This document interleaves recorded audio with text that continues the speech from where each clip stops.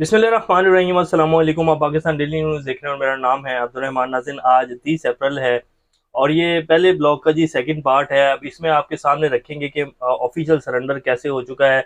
मौलाना फजलुर रहमान साहब की स्पीच ने किस तरह बड़े बड़े जो बुर्ज हैं उनके दरो दीवार हिला दिए हैं। एक तो इमरान खान साहब ने जी तारीख रकम की है और जिस तरह निज़ाम को नंगा इमरान खान ने किया है शायद पाकिस्तान की तारीख में किसी भी और सियासतदान ने नहीं किया। और अब ये जो जमातें इस टाइम पाकिस्तान की हैं, बाकी कुछ बची कुची जमातें जो है, इमरान खान की तो जमात ही पूरे पाकिस्तान की सबसे बड़ी वफाकी और सियासी जमात है। बाकी तो ये सारा जो है चीचू का मुरब्बा है। अब इनको भी अपनी आफियत सिर्फ इसी बयानिए में नजर आ रही है जो इमरान खान का है कि हर अदारा अपनी आइनी हदूद में रह के काम करेगा, कोई भी किसी के अंदर जो है मुदाखलत नहीं करेगा। पाकिस्तान में आइन और कानून की हुक्मरानी होगी तो पाकिस्तान आगे बढ़ेगा। इसीलिए मौलाना फजल रहमान साहब को अगर आप सुने तो कल की उनकी जो स्पीच है वो सारा इमरान खान का ही बयानिया, सिर्फ बोल मौलाना फजलुर रहमान साहब रहे थे। अब आज जो है पीएमएलएन के एक सीनियर रहनुमा ने पीटीआई के सामने ऑफिशियल सरेंडर कर दिया है।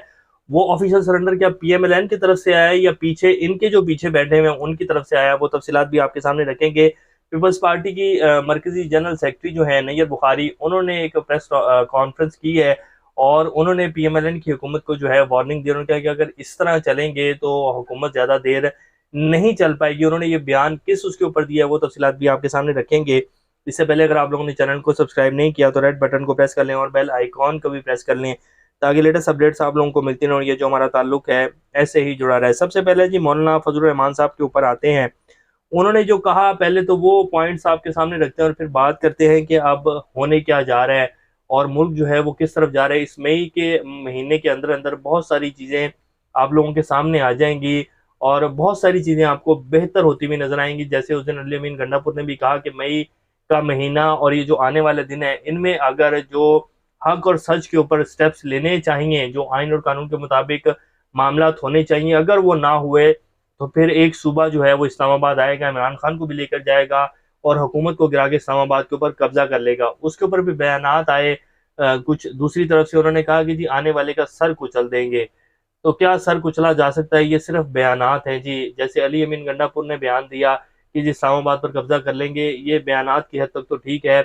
मुल्क को कभी भी इतना इंतशार अब जिस सूरत में पाकिस्तान है, ये मुल्क इस चीज़ का मुकम्मिल हो ही नहीं सकता। और ये पाकिस्तान के तमाम जितने भी बड़े बड़े स्टेक होल्डर्स हैं, वो बिजनेसमैन हैं, वो ब्यूरोक्रेट्स हैं, वो हमारे अदारे हैं, हमारी पाक फौज है, हमारी इस्टेब्लिशमेंट जिसको कहा जाता है, हमारी सियासी जमातें जो हैं, इन सबको ये बात बहुत अच्छे से पता है कि मुल्क इस टाइम इस चीज़ का मुतहम्मिल नहीं हो सकता, किसी भी इंतशार का मुतहम्मिल नहीं हो सकता। जो हो चुका वो इनफ था। अब इससे ज़्यादा कुछ भी हुआ तो मुल्क के लिए तबाही होगी और ये नहीं होना चाहिए। तो अब ये बयानात हैं और ये भी सबको पता है कि इमरान खान जीत चुका है और अब मुल्क को जो है वो आइन और कानून के मुताबिक ही चलाना पड़ेगा। हर अदारे को अपनी हदूद में वापस जाना पड़ेगा। अब मौलाना फजल रहमान साहब ने कहा कि ये दीवार के पीछे जो कुव्वतें हैं हमें कंट्रोल करती हैं, फैसले वो करती हैं और मुंह हमारा काला होता है, जिम्मेदारी हमारे ऊपर आ जाती है, आवाम हमें गालियां देती हैं।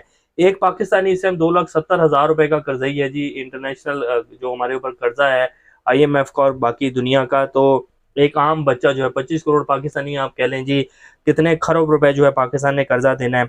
और हमारे वज़ीर आज़म साहब ने भी कहा कि ये कर्जा जो है हमारी जान का जो है वो बन गया है, हमारे गले का तोक बन चुका है और इससे जान छुड़वाएंगे तो आगे निकलेंगे।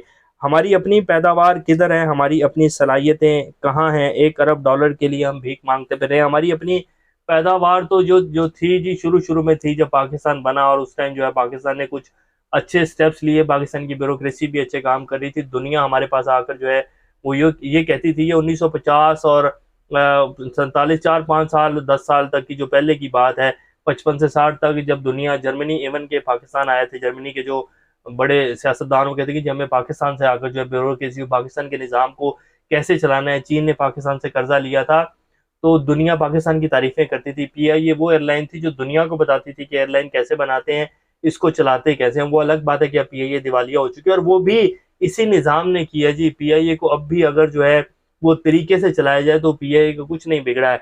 सिर्फ करप्शन, बदनीयती, बेईमानी और जो है अपने मुफादात और अपने अपने बंदे जब उनमें लगाएंगे अदारों में तो वो फिर इसी तरह की तबाही जो है वो होगी। तो उन्होंने कहा कि जी हमारे पास तो कुछ है नहीं, 1 अरब डॉलर के लिए भीख मांग रहे हैं, क्या होगा जी हमारे पास? हमने तो सिर्फ जंगें लड़ी हैं और बाहर से डॉलर दिए हैं। पाकिस्तान की अगर तारीख उठाकर देखें तो सारी जंगें ही लड़ी हैं पाकिस्तान ने जी, किराए के कातिल बने और उनसे जो है हमने पैसे लेकर पाकिस्तान को चलाया है। अब कोई जंग नहीं चल रही तो इसलिए पाकिस्तान भूखा हो गया है जी। तो ये सूरत हाल है हमारी। फिर उन्होंने कहा हमने मुल्क को जमूत का शिकार कर दिया, और कौमें जब जमूत का शिकार होती हैं तो वो गिर जाती हैं, तबाही की तरफ चले जाती हैं, और हमारा हाल वही हो चुका है। पूरी पार्लियामेंट को खरीदा गया, अरबों रुपए की बोलियां लगाई, हमने पार्लियामेंट को बेच दिया है। हम अपनी मर्जी से कानून साजी नहीं कर सकते। हिसाब लगाएं, जिस हिंदू को हम सारे बुरे अलकाबात से नवाजते थे, आज वो हिंदू कहाँ है? यानी कि वो इंडिया की बात कर रहे थे और पाकिस्तान का, पाकिस्तान 1 अरब डॉलर के लिए जो है वो भीख मांगता फिर रहा है, और इंडिया की जो रिजर्व हैं जी वो तकरीबन 550 से 600 अरब डॉलर के हैं। और हमारी अगर आप बढ़ के सुन लें तो इंडिया की ऐसी की तैसी और ये और वो, हमें तो बेसिकली जो है वो इतना बेवकूफ़ बनाया। और ये जो हमारे कुछ तजिया निगार जो मेन स्ट्रीम मीडिया के ऊपर बैठते हैं, सिवाय चंद लोगों के, सारे इस टोपी ड्रामे में जो है मुलविस इदारों के साथ, जो कि कहते थे कि रावी सुखचैन लिख रहा है, बस कानों में तेल डालें और सो जाएं, कोई मसला ही नहीं है, पाकिस्तान बहुत अच्छा चल रहा है। हमने मुल्क हासिल किया इस्लाम के नाम पर, आज पाकिस्तान एक सेकुलर स्टेट बन चुका है। जिन लोगों को ईमान में लाया जाता है वो लोगों को ना तो पाकिस्तान के नज़रिए से कोई मतलब है और ना ही कुरान और सुन्नत से उनका कोई ताल्लुक है। 1954 से फिर उन्होंने मार्शल का जिक्र किया। उन्होंने कहा कि 1954 से 55 में नीम मार्शल, फिर 1958 से प्रॉपर, 1958 से 1971 तक प्रॉपर मार्शल लगा, फिर 1977 से जो है मार्शल लगा, फिर 1999 में मार्शल लगा, और अब अगर आप पिछले कुछ अरसे को देखें तो उठाकर ये भी नीम मार्शल वाला हिसाब था। जनरल बाजवा साहब का जो दौर था और जो जो कुछ वो करते रहे हैं, बेसिकली तबाही, जो इतनी बड़ी तबाही फेरी है ये जनरल बाजवा साहब की फेरी हुई है जी। और अब वो कुरान उठाकर जो है फिरते हैं जेब में, और वो जो है हलफ देते फिरते हैं कि जी मैंने ये नहीं किया, मैंने ये नहीं किया, और कोई एक बंदा जो है उनके साथ नहीं खड़ा कि यार ये वाकई बंदा सच कह रहा है। तो ये अल्लाह का निज़ाम है जी। अल्लाह जिसे चाहे इज्जत दे और जिसे चाहे रुसवा कर दे। इस ऐवान में कुरान और सुन्नत के खिलाफ कानून साजी हुई, हम चीखते रहे लेकिन हमारी नहीं सुनी गई। कैसे इस मुल्क पर जी रहमतें आएंगी अल्लाह की? सबसे बड़ा तो हम जो सूद का निज़ाम लेकर चल रहे हैं, अल्लाह के निज़ाम से जंग है, अल्लाह से सीधी जंग है सूद का निज़ाम जो लेकर चल रहे हैं। फिर हमारी पार्लियामेंट में कुरान और सुन्नत के खिलाफ जो है वो कानून बनाए जाते रहे हैं जी। तो क्या इस मुल्क में जो है वो बेहतरी आएगी? और ये किसकी ईमान के ऊपर बनते रहे हैं? जैसे मौलाना फजल रहमान साहब कहते हैं कि जी कभी भी कोई कानून साजी पाकिस्तानी, ना तो पाकिस्तानी अवाम के हक में हुई, ना पाकिस्तान के हक में हुई, तो फिर कौन ये कानून साजियाँ करवाता था जो 75 साल से इस मुल्क को चला रहे हैं, जिनका वो जिक्र कर रहे हैं और वो एस्टेब्लिशमेंट के हवाले से बात कर रहे थे? तो ये जी सूरत हाल है। फिर उन्होंने कहा कि हमने अपनी जमहूरियत बेची है, हमने अपने हाथों से अपने आका बनाए हैं, जो अब आपके महतहत होने चाहिए थे, आज वो हुक्म चला रहे हैं। तो आज हम उनके गुलाम बनकर बैठे हुए हैं। हमें अब भी सोचना चाहिए, अब भी हमारे पास वक्त है। क्या एस्टेब्लिशमेंट फैसले करेगी ऐवान में किसने आना और किसने नहीं आना? हमदर्दी की बुनियाद पर कहता हूँ नवाज शरीफ, शहबाज शरीफ और बिलावल को, बरखुरदार बिलावल को, कि छोड़ो इक़्तिदार को, पीटीआई जीती है, इसको दे दो इसका इक़्तिदार और अवाम में आओ। चलो आज भी वक्त है संभलने का, छोड़ दो नौकरियां एस्टेब्लिशमेंट की। तो ये जी उन्होंने कहा है। और एक एक बात जी उन्होंने बिल्कुल ठीक की है, जो कि मौलाना फजल रहमान से कम अज़ कम ये तवक्को नहीं की जा रही थी। अब आ जाते हैं कि जी जो PMLN के सीनियर रहनुमा ने एक बयान जारी किया, ये है राणा सनाउल्लाह साहब जो वज़ीर दाखिला रह चुके हैं, PMLN के बड़े सीनियर रहनुमा हैं जी। ये कोई भी बयान ऐसे नहीं दे देते हैं। और इन्होंने कहा कि PTI बातचीत की हामी भरे, हम खुद आ जाएंगे उनसे बात करने के लिए। अब आप सिर्फ इस बयान की गहराई को देखें, क्या PMLN जो है वो इमरान खान से बात करना चाहती है जी? PMLN बात करेगी तो इनको तो अपनी जो सीटें हैं और अपना जो मैंडेट है वो खोना पड़ेगा। इतना इनका मैंडेट तो नहीं है, चोरी का मैंडेट है, वो इमरान खान को वापस देना पड़ेगा। तो इनके जो पीछे हैं, जो इनको लाने वाले हैं जी, जो इस टाइम हुकूमत को चला रहे हैं, बेसिकली ये उनका बयान है कि इमरान खान बात के लिए हामी तो भरे, हम उनके पास जो है खुद आ जाएंगे। और इमरान खान अंदर बैठा क्या कह रहा है कि बात तो नहीं होगी, मैंडेट वापस करो, आइन और कानून के मुताबिक चलो, फिर पाकिस्तान जो है तरक्की करेगा, फिर बात भी करेंगे। इमरान खान को यहाँ तक ऑफर दी गई कि 9 मई के ऊपर माफ़ी मांग लो और कहो कि 9 मई आंदा नहीं होगा तो फिर जो है तुम्हारे साथ बात करते। इमरान खान ने कहा कि ना तो मैंने 9 मई किया है, ना मैं किसी चीज़ पर माफ़ी मांगूंगा। तो ये जितना भी बयानिया पिछले 2-4 माह में चलाया गया, इमरान खान डील के लिए तरस रहा है, इमरान खान ये कर रहा है, इमरान खान वो कर रहा है, ये सारे वही लफाफी तजिया निगार और वही लफाफी सहाफ़ी हैं जी, जो कि कंपनी के मैंडेट के ऊपर चलते हैं। कंपनी के मैंडेट के ऊपर इनको शोज़ में बिठाया जाता है, फिर वो एक बयानिया करते हैं।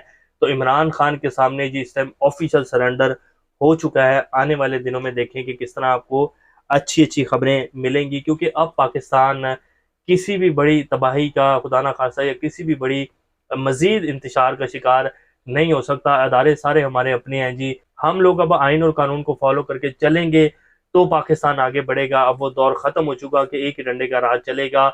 सोशल मीडिया का दौर है, अवाम ने अपना फैसला सुना दिया है और अब उसको तस्लीम करना पड़ेगा। जो हो चुका वो हो चुका। अब अगर फैसला नहीं लेंगे तो खुदा ना खास्ता किसी ऐसी बड़ी तबाही से दो चार हो जाएंगे कि फिर कुछ भी नहीं बचेगा। तो मेरा ख्याल है कि अब सरेंडर में ही बेहतरी है और ये सरेंडर बेसिकली आइन और कानून के सामने है जी। इमरान खान आइन और कानून की बात करता है, अगर कल इमरान खान भी आइन और कानून के खिलाफ होगा तो कल अवाम इमरान खान को उठाकर जो है बाहर फेंक देगी। बेसिकली आइन और कानून के सामने सरेंडर होना चाहिए और उसके मुताबिक जो है तमाम इदारों को, तमाम सियासी जमातों को चलना चाहिए। फिर ही पाकिस्तान और पाकिस्तान के तमाम इदारे जो हैं वो तरक्की की तरफ गामजन होंगे। अभी तक के लिए इतने, अपना का ख्याल रखिएगा। अल्लाह हाफिज़।